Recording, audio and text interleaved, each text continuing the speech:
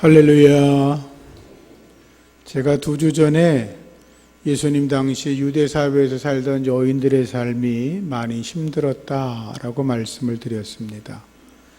당시 여성들은 공적인 자리에 나설 수가 없었고 회당 예배 때 나가도 한쪽 주어진 자리에 앉아 있어야 했습니다.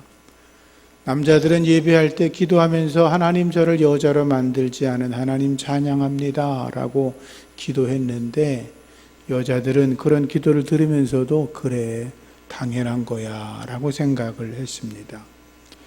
여자들은 율법을 공부하거나 가르칠 수도 없었고 식사 시간에 대표 기도할 수도 없었고 기도회 모임이 최소한 10명이어야 되는데 여자들은 참석해도 머릿수에 헤아리지를 않았습니다. 법정에 가서도 증인이 될 수 없었습니다. 여자들은 그렇게 힘들고 어렵게 살았습니다. 오늘 성경에는 과부의 이야기가 나옵니다. 여자로 산다는 것도 힘든 건데 과부로 살았으니 얼마나 더 어려웠겠습니까? 당시에 남편이 먼저 죽으면 소박한 옷으로 갈아입어야 했습니다. 그리고 지붕에 올라가서 천막을 쳐놓고 그 안에서 살아야 했습니다. 그리고 화장이나 몸치장은 상상도 할 수 없었습니다. 과부로 사는 여인의 아픔이었습니다. 당시에는 과부로 산다는 것은 하나님께 재앙을 받았지 죄를 지었지라고 생각할 때였습니다. 그래서 부끄럽고 수치스러운 일이었습니다. 그러나 하나님께서는 과부 또는 고아, 이방 나그네들을 특별히 돌보라고 말씀을 하셨지요. 그들을 보호해야 할 것이 유대 공동체 사람들의 삶이어야 했습니다. 하나님은 과부를 위하여 정의를 행하시며 나그네를 사랑하시고 그에게 떡과 옷을 주신다라고 말씀하였고 그러한 일들을 유대인들이 함께 행하도록 말씀을 가르치셨고 만약에 과부를 비롯한 사회 소외계층에 있는 사람들을 돌보지 않으면 하나님께서 엄히 책망하시겠다고 하셨습니다. 예수님께서도 과부들을 돌봐야 될 것을 말씀하십니다. 외식하던 서기관들을 향하여 말씀하지요. 저들은 과부의 가산을 삼키며 외식으로 길게 기도하는 자니 그 받는 판결이 더 중하리라 라고 책망하셨고 초대교회 공동체에서는 사도들이 과부들을 돕는 일들이 잘 되어지지 않으니까 과부들을 돕기 위해서 7명의 안수집사를 따로 세우는 것을 볼 수가 있습니다. 야고보는 말하기를 하나님 앞에서 정결하고 더러움이 없는 경건은 고아와 과부를 환난 중에서 돌아보는 것이고 또 하나는 자기를 지켜 세속에 물들지 않는 것이라 라고 말씀하면서 하나님 앞에서 고아와 과부를 돌아보는 것은 경건한 믿음의 삶임을 강조하였습니다. 오늘은 그렇게 가난한 과부 이야기가 나옵니다. 그런데 그 가난한 과부가 헌금하는 이야기가 기록이 되어 있습니다. 헌금은 한자어로 바칠 헌, 금자로 되어 있지요. 하나님의 은혜에 감사하고 마음을 다해 드리는 금전을 헌금이라고 합니다. 그런데 하나님께 금을 드리기 전에 먼저 바치는 헌, 그 마음을 주 앞에 드리는 것이 옳습니다. 하나님을 예배하는 자, 하나님을 나의 주로 섬기는 자들, 내가 하나님의 백성이 되었습니다 라고 고백하는 사람들은 믿음으로 10의 1조를 드렸습니다. 아브라함은 하나님의 대제사장 멜기세덱에게 10분의 1을 드렸고 그리고 야곱은 하나님에게 10분의 1을 드리겠다고 약속을 했습니다. 10의 1조는 하나님의 백성들이 믿음으로 드리는 것입니다. 물론 율법에도 10의 1조 이야기가 있지만 아브라함은 율법 때문에 10의 1조 한 게 아니라 내가 하나님의 백성임을 고백하면서 믿음으로 드렸던 것입니다. 우리가 율법으로 구원받는 것이 아니라 믿음으로 구원받지 않습니까? 하나님 앞에서 믿음으로 구원받은 백성들은 하나님이 나의 주인이라고 하는 분명한 고백 속에서 하나님이 내게 주신 것에 열의 하나를 주님께 드리는 믿음으로 살아가는 것입니다. 헌금은 내 것이 아니라 하나님께서 내게 주신 것의 일부를 드리는 것입니다. 은도 내 것이요 금도 내 것이요 만군의 여호와의 말이니라 라고 말씀하지 않았습니까? 모든 것은 다 하나님의 것이고 우리는 하나님의 것을 맡아서 관리하고 사용하는 거룩한 믿음의 백성들임을 고백하기 때문에 모든 것이 하나님의 것입니다 라고 고백하며 열의 하나를 드리는 것입니다. 그리고 하나님은 그런 이들에게 복의 복을 더하시고 더 번성케 하시는 것입니다. 하나님에게 온전함으로 헌금하는 자들을 주님이 복을 더하십니다. 다윗이 하나님의 성전 건축을 하고 싶었습니다. 그러나 하나님이 허락하지 않지요. 근데 다윗이 그럼 나는 그만이야, 그 일에 관계없어 라고 생각하지 않습니다. 성전 건축을 위해서 많은 것을 준비합니다. 다윗이 준비한 것들이 성경에 목록이 나와 있습니다. 다윗이 하나님 앞에 순금을 드린 것이 얼만큼인지 아십니까? 순금만 100톤을 드렸습니다. 순금만 100톤. 상상이 되지 않지요. 5톤짜리 트럭으로 20대 그만큼의 금을 드립니다. 순은은 240톤을 드립니다. 상상이 되지 않지요. 하나님은 이것을 기억하시고 그와 그의 나라를 영원하게 하겠다고 약속해 주셨습니다. 솔로몬이 하나님 앞에 왕이 된 다음에 감사하여 1000번제를 드립니다.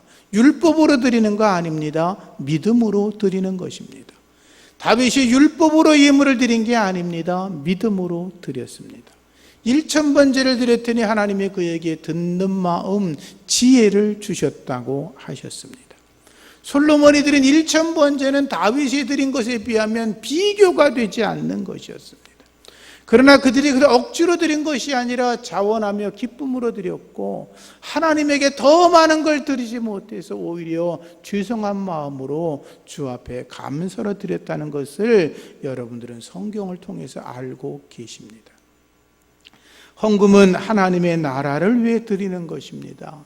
내가 하나님의 백성이 되었기 때문에 마땅히 하나님에게 드리는 것입니다. 여러분 중에 나는 하나님 백성이 아니야, 나는 구원받지 않았어, 나는 믿음이 전혀 없어, 그런 분들은 헌금 안 하셔도 됩니다. 헌금은 믿음으로 드리는 것이기 때문입니다. 하나님의 나라에 드려진 헌금들은 목회자들의 생활, 예배당을 관리하고 보수하는 것, 다음 세대를 위한 교회 교육, 그리고 지역사회 전도와 해외 선교, 그리고 또한 도움의 손길이 필요한 곳에 구제와 봉사 등을 위해 사용되어집니다. 그러나 성도들이 기쁨과 자원하는 마음으로 헌금을 많이 드리면 하나님의 교회는 힘있게 왕성하게 일을 하여 하나님의 일을 더 많이 하게 될 것이고 그로 인하여 교회가 힘을 얻고 부흥하게 될 것입니다. 그리고 하나님의 거룩한 교회가 힘을 얻고 부흥하게 되면 성도들의 삶도 부요해지고 풍족하게 될 줄로 믿습니다. 본래 일을 많이 하는 곳에는 돈이 필요합니다. 여러분들이 자녀들을 양육하지 않습니까? 자녀들을 제대로 양육하려면 많은 돈이 필요합니다. 그런데 아이들을 양육하지 않겠어, 내 아이들 알아서 크도록 내버려둬 라고 하면 그렇게 많은 돈이 필요하지 않을 것입니다. 우리도 마찬가지입니다. 제대로 된 건물에서 예배하려면 예배당을 짓기 위해서 많은 돈이 필요합니다. 다음 세대를 믿음의 사람으로 양육하려면 많은 돈이 필요합니다. 우리가 사랑과 나눔을 실천하려면 돈이 필요합니다. 전도하고 구제하려면 돈이 필요합니다. 선교사를 파송하고 선교지의 교회를 개척하고 그 지역을 하나님의 나라로 만들어 가려면 많은 돈이 필요합니다. 그런데 이러한 돈들은 성도들이 감사와 믿음으로 드려지는 헌금을 통해서 준비가 되어지는 것입니다. 그래서 하나님께서 이러한 하나님의 나라 일들을 거룩하게 하려 하시고 믿음의 사람들에게 내가 하나님의 백성이라고 믿는다면 하나님 앞에 열의 하나를 드리라고 성경은 말씀하고 있는 것입니다. 그리고 그러한 믿음으로 행하는 자들에게 하나님은 복의 복을 더하시고 번성하고 더 번성하게 하시고 그들의 자녀들을 믿음의 명문 가문으로 세워 주시는 것입니다. 믿음으로 행하시기를 주의 이름으로 부탁합니다. 오늘 말씀에서 특이한 점은 예수님께서 헌금함에 헌금하는 것을 지켜보고 계셨다라는 것입니다. 여러분들이 오늘 헌금 시간에 제가 여러분들이 헌금하는 걸 옆에서 이렇게 지켜보고 얼마나 헌금했나 라고 보면 저 목사가 미쳤나 그럴 겁니다. 그러지 않겠습니까? 그런데 예수님께서는 사람들이 헌금하는 것을 지켜보고 계셨다는 것입니다. 당시 성전에는 13개의 헌금함이 있었습니다. 구리로 만든 나팔 모양의 이렇게 길쭉하게 된 헌금함들이 13개 있었는데 그 헌금함마다 헌금의 그 명목이 써 있습니다. 그러면 자신들이 원하는 데다가 헌금을 하는 것입니다. 그것을 주님이 지켜봤다는 것입니다. 그 당시에는 지금처럼 은행이 발달되지 않았기 때문에 성전 안에 헌금을 모아두는 여러 개의 방이 있었습니다. 그 안에 여인의 뜰 앞에 있는 금방이라고 하는 것이 있었는데 거기 13개의 헌금함이 있었고 사람들이 헌금을 하게 되면 누가 얼마를 헌금했는지를 기록하게 되어 있었습니다. 그래서 예수님께서 그 과부가 얼만큼 헌금했는지를 알게 되셨던 거죠. 그런데 예수님 말씀이 참으로 특이합니다. 주님께서는 많은 돈을 헌금한 사람보다 이 가난한 과부가 헌금한 것이 더 많다라고 말씀을 하셨습니다. 아니 많을 리가 있습니까? 부자들은 주머니가 터지도록 많은 걸 갖고 와서 많은 걸 정말로 드렸고 이 가난한 과부는 2개의 동전밖에 드리지 않았는데 예수님께서 그렇게 말씀하신 게 잘못된 것 같지요. 예수님께서 제자들을 불러다가 말씀하시죠. 내가 진실로 너희에게 이르노니 가난한 과부는 헌금함에 넣는 모든 사람보다 많이 넣었도다. 저들은 풍족한 중에서 넣었거니와 이 과부는 그 가난한 중에서 자기의 모든 소유 곧 생활비 전부를 넣었다라고 말씀을 하셨습니다. 본문의 말씀을 제가 조금 더 깊게 이해하려고 여기저기 자료를 찾다 보니까 아주 흥미롭게 이 말씀을 이해하신 분들이 계셨습니다. 그 사람들은 이렇게 성경을 이해하고 있었습니다. 예수님께서 2렙돈을 헌금한 가난한 과부, 그 과부를 칭찬한 게 아니라 과부는 이 헌금할 때 서기관들의 속임수에 넘어가서 자신의 재산을 몽땅 헌금한 거다. 그래서 예수님께서 이 말씀은 서기관들을 책망하신 말씀이다라는 논조였습니다. 흥미가 있어서 계속 읽어보았습니다. 이렇게 정리가 되어 있었습니다. 본문 앞에 38절부터 40절까지 말씀을 보시면 예수님께서 가르치실 때 이르시되 긴 옷을 입고 다니는 것과 시장에서 문안받는 것과 회당의 높은 자리와 잔치의 윗자리에 원하는 서기관들을 삼가라. 그 다음 말씀이 그들은 과부의 가산을 삼키며 외식으로 길게 기도하는 자니 그 받는 판결이 더 중하리라. 이렇게 되어 있습니다. 서기관들은 과부의 가산을 삼킨다라고 하는 말씀에 초점을 두어서 과부가 하나님 앞에 헌금을 드린 것은 그 과부가 그 적은 돈을 가지고 한 끼 음식을 먹어 충당 배를 불려야 되는데 그것까지도 서기관들이 과부들을 율법으로 속여서 헌금을 시켰다. 이렇게 이야기를 하고 있는 것입니다. 그러나 성경을 조금 더 이해하면 그럴 수는 없습니다. 왜냐하면 서기관들이 가난한 과부의 헌금을 착취할 확률이 거의 없기 때문입니다. 앞서 말씀드렸지만 성전에는 13개의 나팔 모양의 헌금함이 있습니다. 헌금함에는 거기에 사용처가 기록되어 있습니다. 헌금의 용도, 예를 들어서 산비둘기와 집비둘기를 구입하는 용도, 제사할 때 쓰는 거죠. 제단에 화목을 구입할 때 쓰는 용도, 번제를 드리려면 나무를 태우려면 그 화목을 사야죠. 속죄판에 쓰일 금 구입용 재료, 속죄판에다 금을 입히게 돼 있으니까 그것을 구입하는 재료, 몰약 구입할 때 쓰는 재료, 이렇게 비용, 이렇게 다 항목이 구별되어 있었습니다.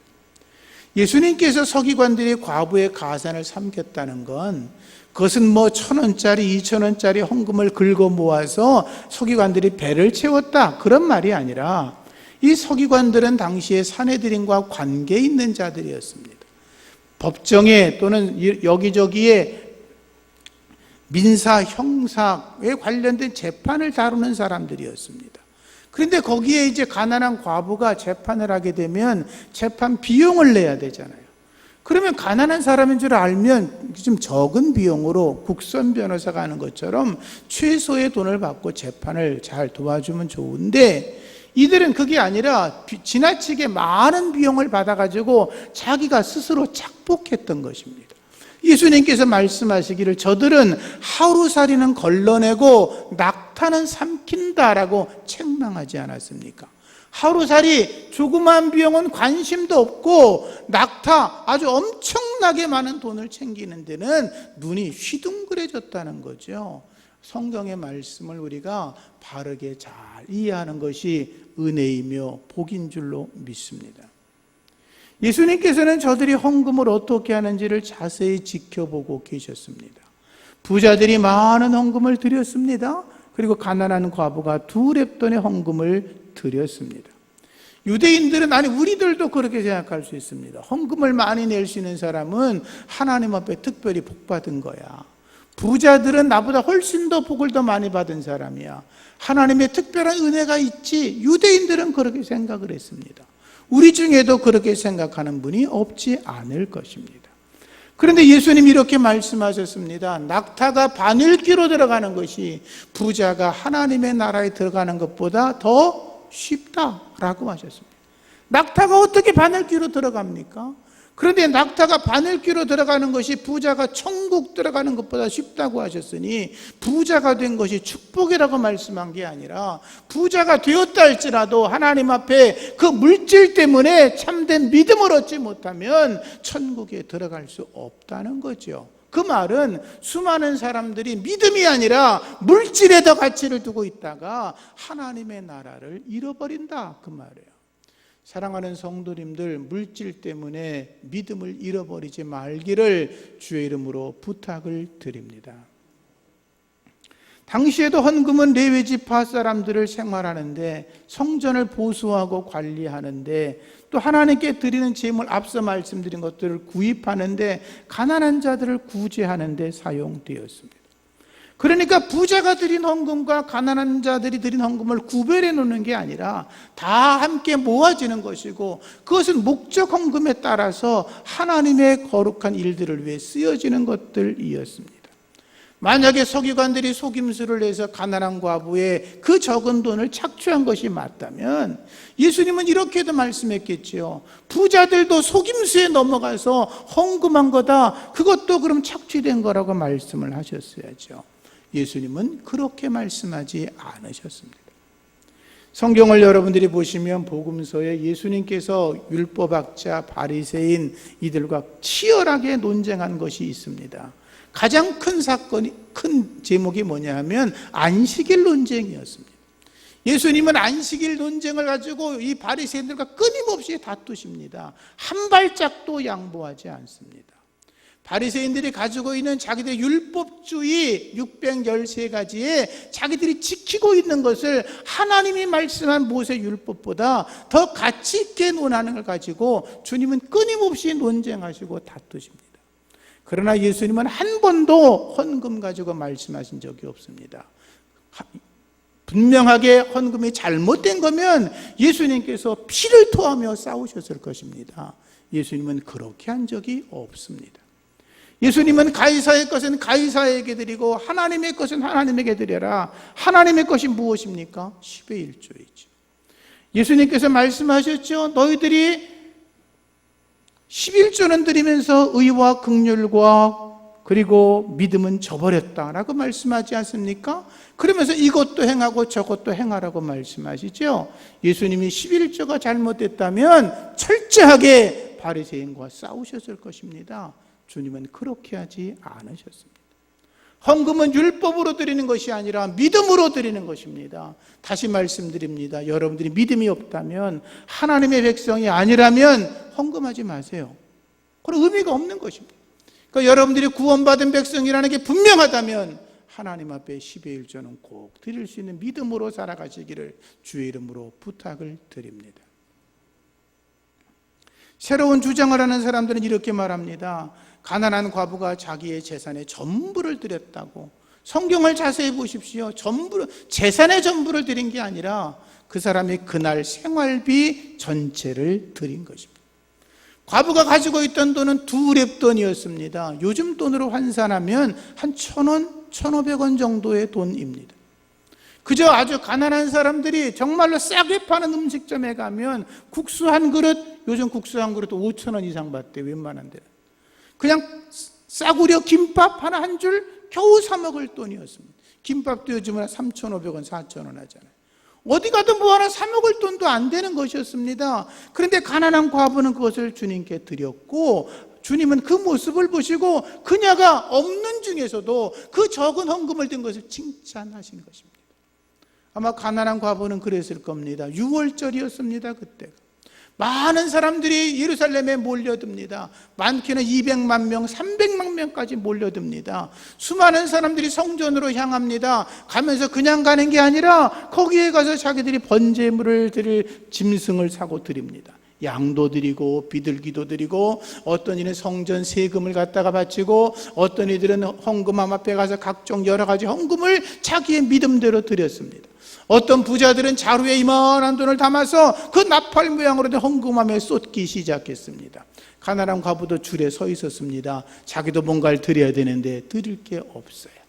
뭔가 드리고 싶은데 드릴 게 없어요. 주머니를 뒤져보니까 1,000원짜리 한 장이 있는 거예요. 500원짜리 동전 2개가 있는 거예요. 그런데 그것을 주님께 드렸어요. 드리고 나서 과부가 내가 이 돈을 밥 사 먹어야 되는데 착취당했네, 이렇게 생각을 했을까요?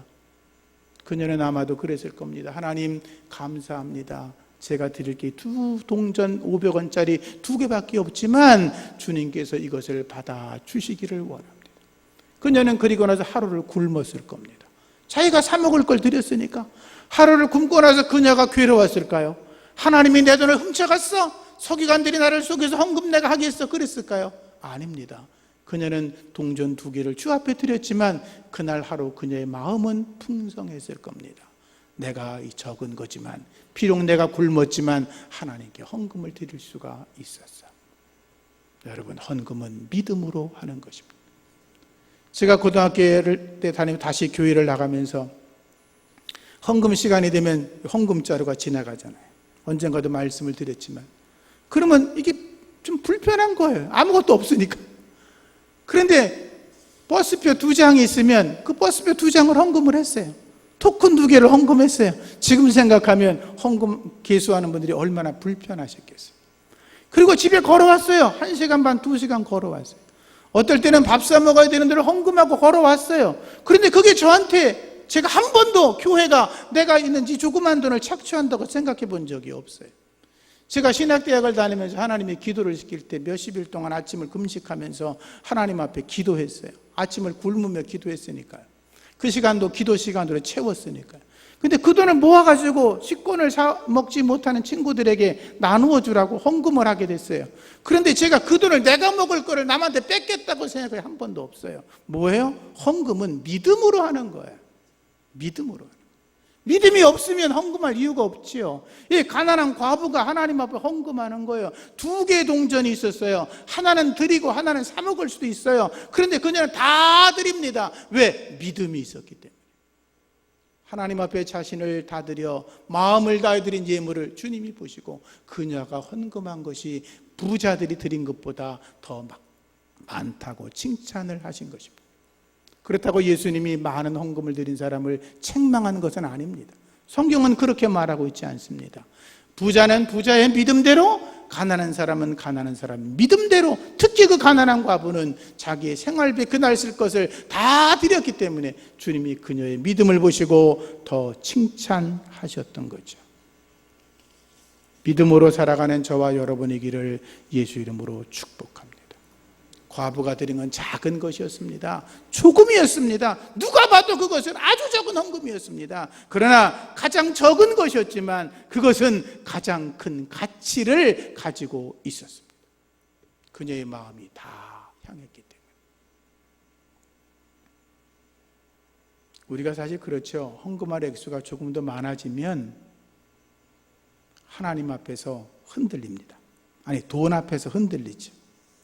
100만 원, 1000만 원 11조 하기 쉽지 않습니다. 그죠? 10,000원 헌금하는 건 뭐, 제가 아는 어떤 분은 자기가 교회 가서 10,000원 헌금했다고 막 저한테 자랑하더라고요.